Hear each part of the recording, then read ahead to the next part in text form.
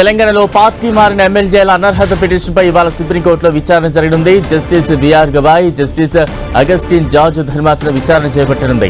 Party ఫిరాయించిన ఎమ్మెల్యేలపై అనర్హత వేటు వేయాలంటూ మాజీ మంత్రి కేటీఆర్, ఎమ్మెల్యే పాడి కౌశిక్ రెడ్డి పిటిషన్ దాఖలు చేశారు.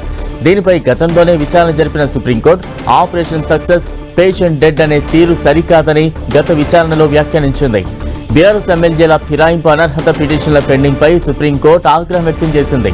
అలాగే ఫిరాయింపు ఎమ్మెల్యేల అనర్హతపై తెలంగాణ అసెంబ్లీ స్పీకర్, సెక్రటరీ, ఎన్నికల సంఘం ప్రభుత్వానికి హైకోర్టు రిజిస్ట్రార్ కు నోటీసులు ఇచ్చింది. మార్చి 25లోగా నోటీసులకు సమాధానం ఇవ్వాలని సుప్రీంకోర్టు ఆదేశించింది.